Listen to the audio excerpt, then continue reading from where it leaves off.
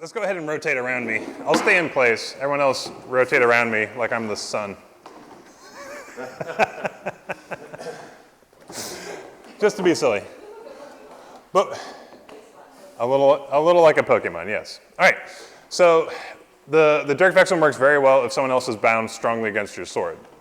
It works even better if you don't wait for them to bind on your sword, all right?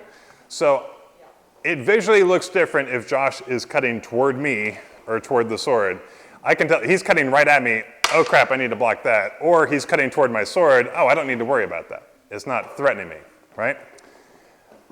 Day one, when you first pick up the sword, you probably can't tell the difference, and so you just block everything, right? But if he's going for your sword, he's not threatening you, you don't have to stay there, you can move around. We're going to do the exact same drill that we just did, except now we're going to do the Durchwechseln before it actually makes contact. So I'm cutting toward Josh. He goes to defend against my sword, not threatening me. I'm going to go ahead and dip the sword before the contact is made.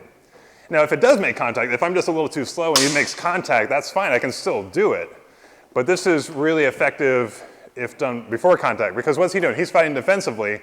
What's he expecting? He's expecting a big, like, hard hit on the sword so that he can come in with his Zornhau Ort or whatever. Aha, yes. But when he doesn't feel that, it's very disconcerting. And a lot of times, like, he'll actually, like, open himself up, like, a lot, like he just did, because he's expecting that big hit. It pulls him off balance. It maybe hesitate a little bit. You kind of reach for it. You kind of reach for it.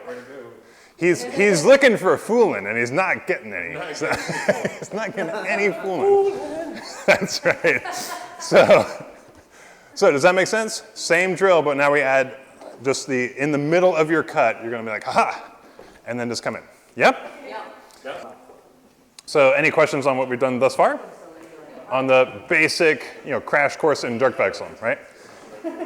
Now we're going to throw the Schielhau into it. All right, so first off, we're going to use the Schielhau as a Durchwechseln. So we've been practicing the Durchwechseln. We're going to actually do the Schielhau to travel around to the other guy's sword. This is actually going to be easier than doing it with a regular Oberhau. So what did we just do with Dustin, if he can come out over here. All right. So when I'm coming in with an Oberhau, my point's up, and if I'm trying to do the Durchwechseln, I have to dip my point down and back up again. Or I have to like rotate my sword around and come back around again.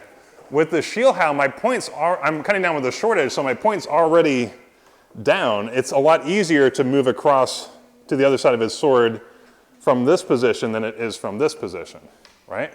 I'm already in a position where it's really easy to come around the other side.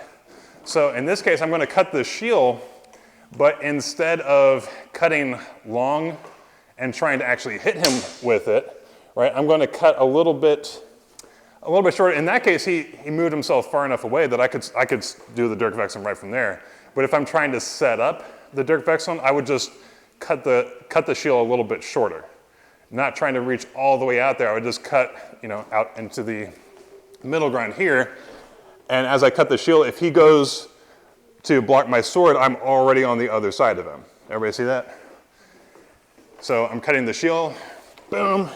He's already on the other side of it, and now I could come in and thrust. I still don't want to thrust like this because now he's in a position where I'm not blocking off his line of attack. So I have two options from here, right? Number one, as I'm thrusting, I could wind all the way across and thrust, and that's totally fine and totally awesome. Or I could, with my hand on the pommel, I can just kind of move my hand out to this, to the side and thrust, kind of. Not, instead of winding all the way around, I can just move my sword to the side. So I like this one a lot. I'm going to ask everyone to try it this way, and we'll end up doing, we'll do it both ways in two different drills. So for this one, as I'm doing the Schielhau, I'm letting the sword rotate so that the pommel is on the palm of my hand. All right, so instead of keeping my hands here, my left hand on the grip, I'm actually going to, as I do the Schielhau, I'm going to let it rotate into the palm of my hand. Because now from here, I can move the sword around laterally a lot easier.